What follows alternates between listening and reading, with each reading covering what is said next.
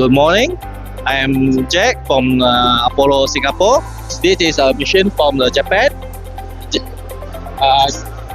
This is a 4-axis machine from the robotic soldering.